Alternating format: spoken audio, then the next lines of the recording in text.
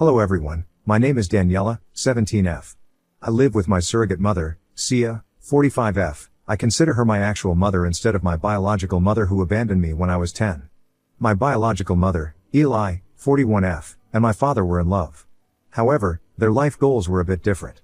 Eli did not want to give birth, but my father desperately wanted to be a dad. Finally, they decided that they would just get a surrogate to deliver me. And that is exactly what happened. Throughout my childhood, my mother wasn't really present. Eli comes from a very rich family, so she just hired nannies for me who took care of me. On the other hand, I was the apple of my father's eye.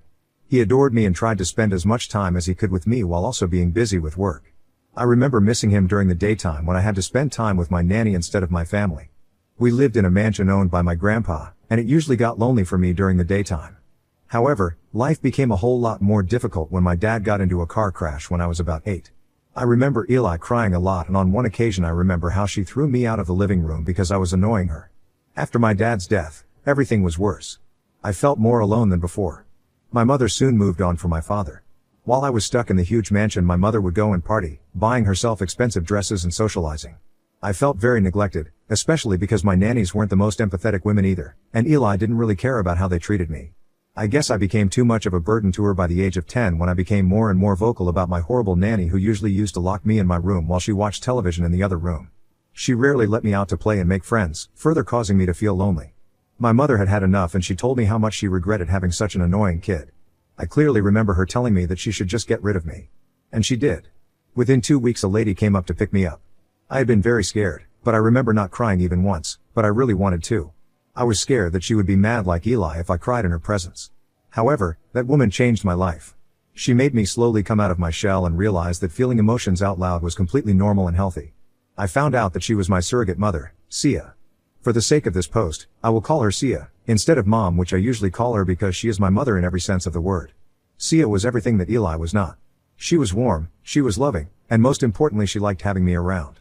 It didn't take me long to start calling her Mom, especially because I was love-starved at that point, and she was the first person to show me such love in 2 years ever since my dad's death. She played with me, she looked out for me. She even taught me how to cook, which is what I will be pursuing in my life. She ignited the passion for cooking I currently have. She supports me in every aspect of my life even to this date. I remember that I first trusted her after she helped me assemble my books on the bookshelf she had gotten just for me. At my house with Eli, I had plenty of books and bookshelves, but with Sia, I realized their real worth. Sia wasn't rich, but later found out that Eli paid Sia monthly to take care of me and to keep her mouth shut about me. When it had been a few months and I and Sia had started acting like actual mother and daughter, she had gone back to Eli to ask for my full-time custody. Eli had gotten rid of me without even batting an eye, as if Sia had done her a favor by taking me away. We lived comfortably on Eli's money for almost 8 years, until she tried to come back into my life. I had been home alone yesterday when Eli had shown up at my door. Initially, I hadn't recognized her at all, however, eventually I did. I didn't want to welcome her in but knew that Sia would be very disappointed if I did not greet a guest, even if the guest was someone I wasn't thrilled to see, with respect. I immediately called Sia to come over. In the time it took Sia to come over, I offered Eli water while she looked around the house with a disgusted look. I looked around with her, trying to see everything from her perspective. Our living room was rugged but homey. It was enough for me, Sia. It wasn't anything like Eli's living room in that mansion, but it was enough. By the time Sia arrived, I was feeling very uncomfortable with the woman who was actually my mother but had never treated me like her daughter. Eli demanded that I go back with her. The demand came so out of the blue that I took a step back. I was so confused and didn't understand where this sentiment was coming from. But most importantly, I was afraid that Sia would give me back like Eli had abandoned me. I am ashamed of feeling that way, as Sia immediately shot that offer down. She reminded Eli that she had handed over my custody to her, and in the eyes of the law, I was Sia's daughter. Eli says that she knows that she has signed those papers, but she wants me to come back. She readily offered Sia a hefty sum of money that I won't mention here. I and Sia were taken aback by Eli's emotionless behavior. Sia took a deep breath as if she was getting ready to talk to a toddler who was insisting on buying a toy they couldn't have. Sia told Eli that she had no rights to me and that she was not going to let me take me away from her whatever the amount of money she offered. I felt so relieved when she made that clear to her. Eli stood determined and said that it wasn't her decision to make and rounded on me. I was furious when she asked me if I would like to return with her, as if she had ever shown me any kind of love. I screamed that no, I would not wish to come back to her. She treated me so badly. She tried to convince me that she had a lot of money and I would live in comfort if I chose to come with her. I told her that if she thought that it would convince me to go with her, she was crazy and knew nothing about family. Eli sighed as if we both were being unreasonable and told us that she would leave her mobile number behind for when we changed our mind. She also mentioned that the money she was offering was negotiable. Can you believe the audacity of my biological mother? What a bitch. How dare she just show up at my house a few months before my birthday, and she treated me without any emotions too, like I was just a minor annoyance she wished not to have to deal with. But that doesn't make sense, because if that were true, why would she be here at all? What were her real motives? Does she really want to reconnect or feel guilty for abandoning me? Honestly, if that were true, I don't think I would return back with her. I love Sia too much. She is my mother. I have seen her reading college pamphlets for culinary arts behind my back. She was the one trying to get me a job at a restaurant that her friend owned. What I mean is, that she is the one who supported me in every conceivable manner. I cannot imagine ever thinking of my biological mother as my real mother. Sia is my real mother in ways that actually matter. Should I be wary of Eli's motives? I wonder what made her show up like that. I am curious, and I hate myself for it. It makes me feel like I am betraying Sia in some way. I feel so guilty for even harboring these feelings. Update. Hello everyone, this is Daniela again. I am here with an update. It has been a week since my biological mom showed up asking for my surrogate mom, who is in all ways my actual mom, to give me back to her. She again showed up, but this time she told me not to call Sia. She claimed that she wished to talk to me face to face. I wasn't sure what to do, but I reluctantly let her in and didn't try to get in touch with Sia.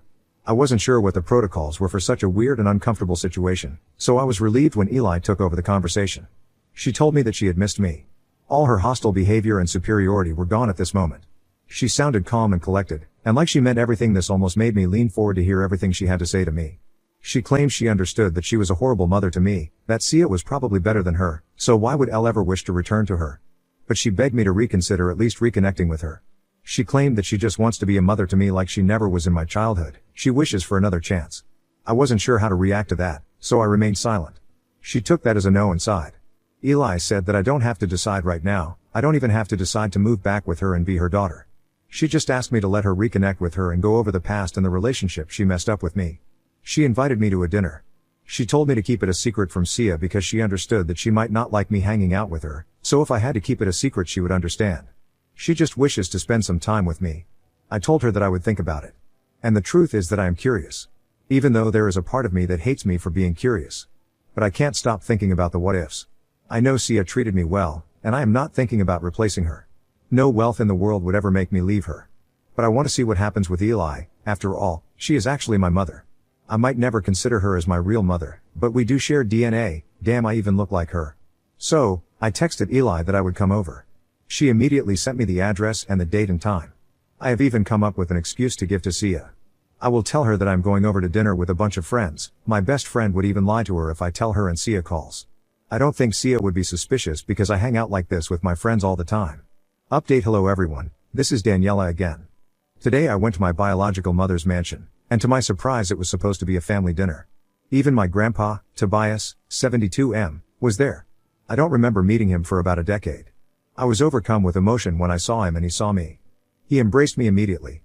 I remember him carrying me on his shoulders when I visited him. There were a few uncles and aunts at the dinner as well. I didn't completely remember them, but I could remember flashes of them in my memories. However, they all talked to me very normally, which I found absurd. I had initially thought that they were embarrassed that I had been abandoned by the family. But then Eli started making up lies about how I was about to start university for business studies and how she was proud of me. That's when I realized that no one on the table except for me and Eli knew that I had been abandoned when I was 10.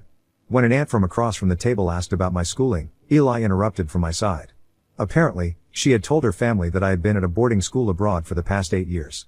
This all made me so uncomfortable and disgusted by her, that I just wanted to leave and maybe cry. I think a cousin of mine, Brianna, 18F, realized that I was getting overwhelmed by everything, and so she asked me if I would like to come to the backyard. I nodded and followed her out to the pool to take a breath. The mansion was huge, even bigger than what I remember from my childhood. The garden itself was huge and led to a tennis court and a swimming pool side by side.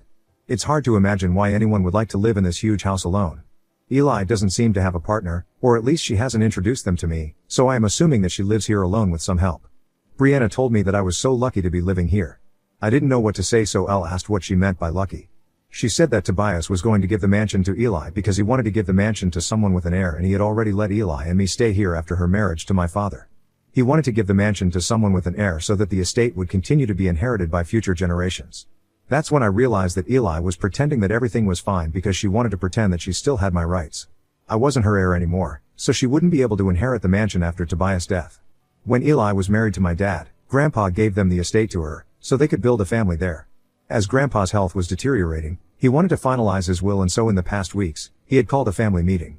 He asked Eli where I was, as no one had heard about me for 8 years. Eli lied and said that I was out of the country for studies. Grandpa announced that he was glad to leave the estate with Eli since she was a single parent, and said they'd be coming over for a family dinner to meet me.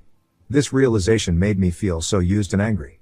It was clear that once Eli got the estate, she had no intentions of wishing to reconnect with me. She just wants to use me to get the mansion. And I plan to not let that happen. Update: Hey guys, this is Daniela again. I did something about my biological mother's greed today.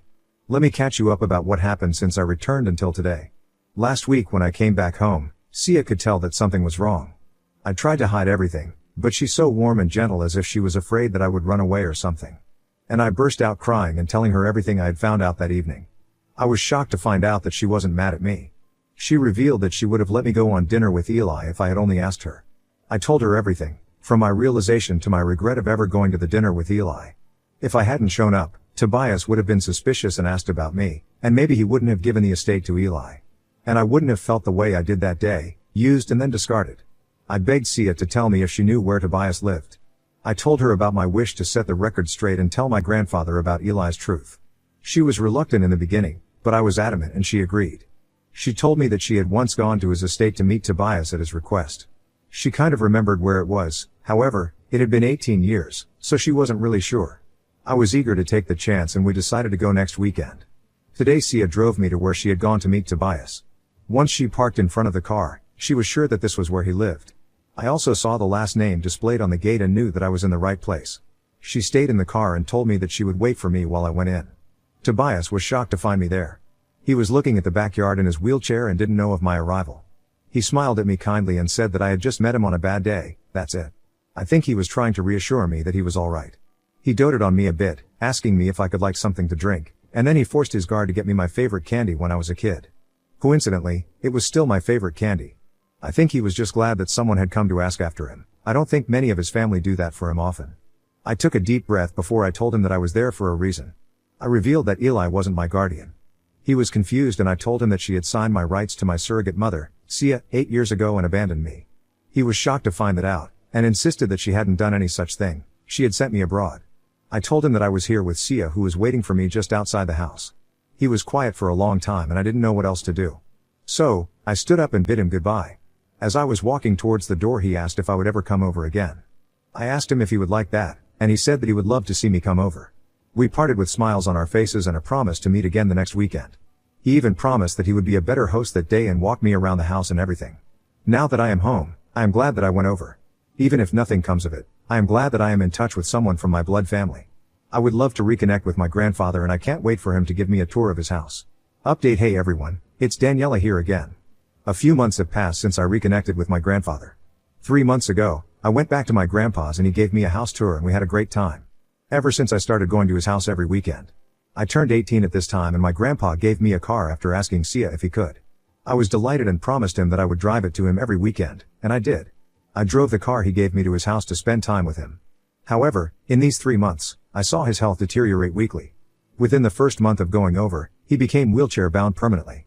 In the last few weeks, he was bedridden and could only talk and move his hands.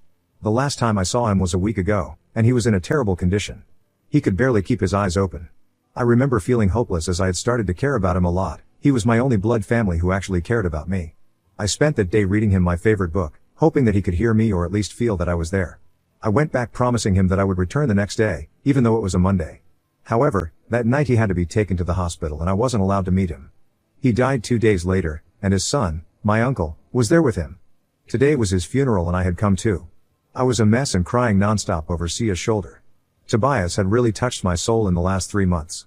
I just wish I had known him this deeply for longer. I just couldn't stop thinking about the time I didn't have with him because of Eli.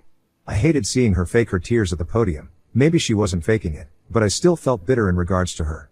When we went back home, his lawyer was to read the will. I only went back because I wanted to be in his house for one last time. I didn't think I would be allowed to this house after today, so I tagged along. However, the contents of the will were really astonishing and I am glad I stuck around. The lawyer announced that I had inherited Eli's mansion. Eli had been shocked and asked what the lawyer meant. The lawyer told her to be patient, he would get to her. Tobias tortured Eli by not mentioning her until the very last. Tobias left all of his kids and their kids with something, and by the end, everyone was crying. And now it was Eli's turn. The lawyer pulled out another little envelope for Eli and started reciting it. It was a letter written by Tobias to Eli scolding her for her greed. The lawyer announced how Eli had abandoned me because she didn't want to take care of me, and when Tobias had put a condition of having an heir in order to inherit the big mansion, Eli had pretended that she still had my rights. Eli got very angry and turned to physically assault me because she had realized that I had told him the truth. However, the guard of Grandpa's house was nearby and immediately threw her off me even before she could get to me. Eli screamed at me for ruining her life plans. I stayed quiet as the rest of the family gave her dirty looks. The guard let Eli out while she was screaming. While she was being let out, the lawyer told her that she needed to clear out the house within this month itself for me to move in. The whole family apologized to me for not knowing that Eli had done this to me. But I couldn't take this any longer and snuck out of the house with Sia. I feel so happy that Tobias hadn't ignored what I had said to him. He had taken me seriously, and he had done something about it. Update. Hello everyone, it's Daniela. I think this will be my last update. It has been 5 months since Tobias' will was read. He had given me his biggest mansion where my biological mother had been living while Eli got nothing. Eli hadn't left the house by the end of the month and the lawyer had to call the cops on her and forced her to leave. I don't know where she went and I didn't try to find out either. For all I care, she could be homeless and I wouldn't care a bit. I have grown a bit closer to a few of my cousins over time. We have been following each other and texting on social media and met a couple of times. I think my uncles and aunts just feel guilty that I was abandoned and put their kids to reconnect with me. I think I feel grateful that they are showing that they care about me. I have also moved into the mansion with Sia. When I am with her in the huge house, it doesn't seem so frightening. We have changed most of the furnishings with the money which was also inherited after my grandfather's death. I miss him dearly. I wish I could have thanked him for everything he did for me. Anyway, I have started college for culinary arts, and it's near my new mansion, which is great because Sia isn't left alone in that huge house like I was when I was a kid. Eli came over once to beg me to let her stay in her house. I reminded her that this wasn't her house, it was my house and I lived here with my real mother. She again tried to manipulate me by talking about reconnecting, but I had had enough of her lies and kicked her out of the house and warned her to never show her face to me. I think that's it. Sia and I have been living happily in the mansion and life is going great. I am currently working towards getting an internship at my dream restaurant. Thank you for reading when I felt like venting. Thank you for the advice you guys gave me at every step.